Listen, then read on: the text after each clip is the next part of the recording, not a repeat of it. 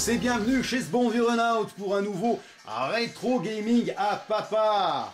Voilà, aujourd'hui on va redécouvrir encore du grand, du lourd, de l'arcade. Donc bienvenue au quartier général de la poursuite, sorti en 1988 chez Taito. Bah, vous l'avez compris, on va redécouvrir chez HQ. Bon bah quel enfant n'a pas rêvé de poursuivre les voyous avec une superbe voiture de flic? Eh bien chez HQ l'a fait. On avait Starsky et Hutch qui avait leur Gran Torino, Thomas Magnum, le moustachu, avait sa Ferrari 308 GTS. Eh bien nos deux héros devront sauver la veuve et l'orphelin en Porsche 928. Bon c'est sûr ça claque un peu moins, donc pourquoi ce modèle? Eh bien certainement pour sa tendance esthétique du début des années 80. Bon moi j'avais adoré cette borne, car pour une fois on n'avait pas un vrai jeu de course, on devait foncer à toute beurzingue sur des routes en zigzagant dans le trafic, afin de rattraper le véhicule des voyous. Tout ça dans un timing très serré. Donc un vrai jeu d'action à ambiance, série télévisée, film des 80s. Donc le début vous verrez est quand même plutôt pas mal scénarisé. Voilà, tout commence avec un appel de la belle Nancy qui va nous renseigner sur la direction à prendre au niveau de la mission. Voilà, on va découvrir les différents véhicules à pourchasser. Allez, on va attaquer tout de suite, on va se lancer une petite partie. On va mettre des crédits.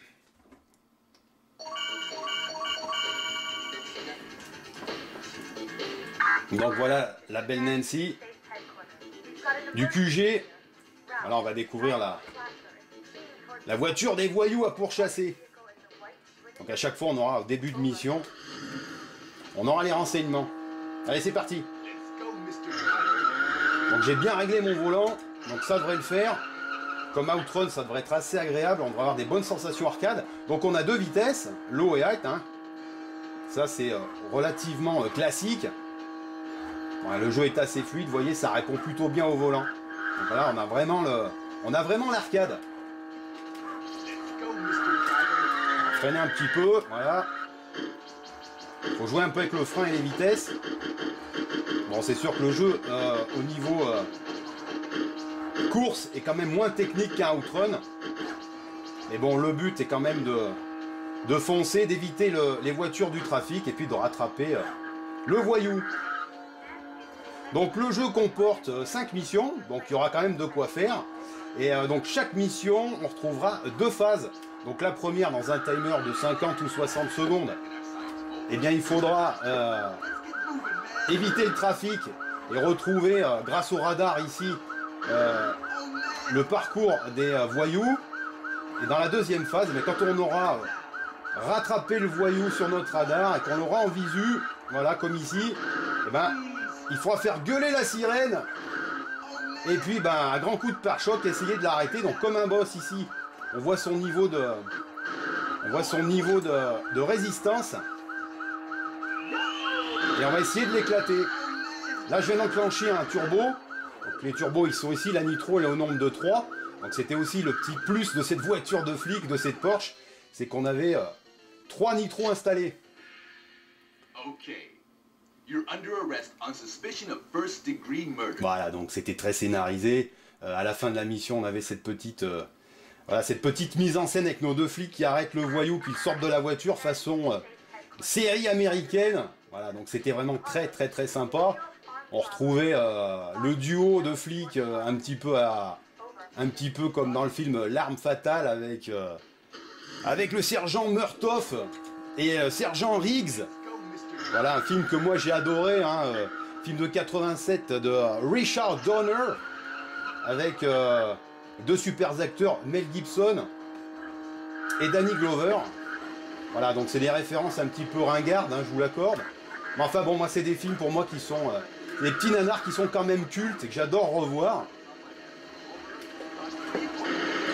Bon, c'est peut-être pas si ringard que ça d'ailleurs, parce que j'ai vu qu'ils avaient carrément refait une série avec L'Arme Fatale, donc c'est peut-être pas si ringard que ça. Voyez, on n'invente plus rien, on prend que les vieilles recettes et on les remet au goût du jour. Donc, bon, allez, les séries policières avec les duos de flics, ça a toujours bien marché au cinéma, donc il n'y a pas de raison de ne pas le faire dans les séries.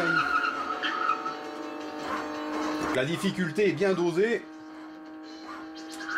Bien éviter le trafic pour pas perdre trop de temps. Alors on va activer, regardez, on est près du voyou. Je vais activer la nitro. Dès qu'on allait trop vite dans un virage, voilà, c'était la difficulté. On avait de la marge par rapport à Outrun, mais bon, on pouvait quand même heurter le décor et ça nous ralentissait bien. Allez, on fait péter la sirène, on va essayer de rattraper cette espèce de, on dirait une Lamborghini. Allez, 50 secondes, on devrait y arriver. On met un coup de nitro. Donc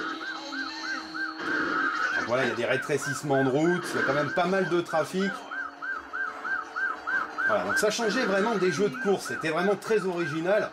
De foncer comme ça, toute beurzingue, avec sa Porsche. Voilà, courir après les méchants, donc ça on adorait. Hein. Bon, moi je sais qu'ado, moi j'ai découvert le jeu peut-être en 89 ou 90. Pareil, comme d'habitude, il y avait plusieurs versions. Il y avait la version Upright, il y avait la version Cockpit Deluxe. Voilà, donc c'était des bornes quand même relativement bien faites, assez immersives. Bon, je discute, mais je suis un peu à la bourre. Il me reste plus que 10 secondes.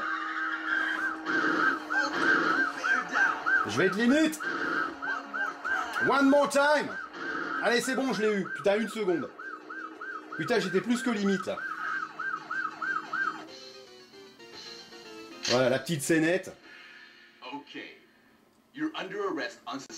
Allez, c'est parti pour la 3e mission.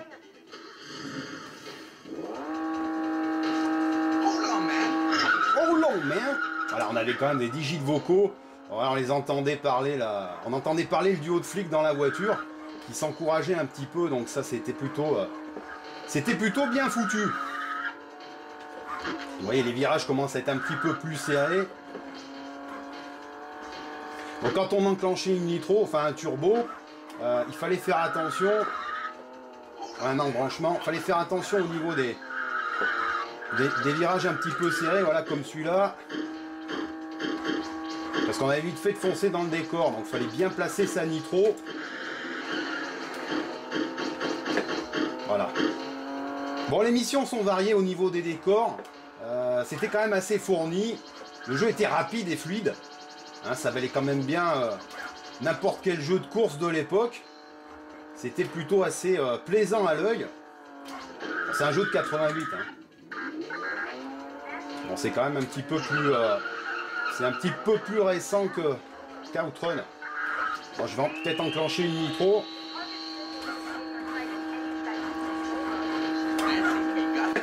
Allez, on va se faire la Porsche. Enfin, je crois que c'est une Porsche. Mais c'est vrai que les véhicules étaient bien faits, même au niveau les véhicules du trafic étaient plutôt bien faits.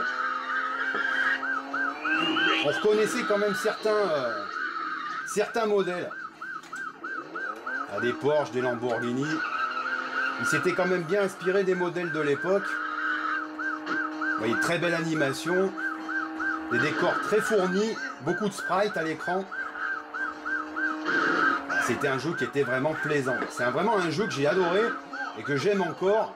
J'adore y jouer. Dès que vous tapez une voiture du trafic, ben c'est ça la difficulté, c'est que vous êtes quand même pas mal ralenti.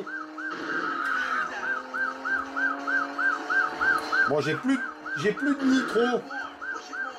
Push it more, push it more.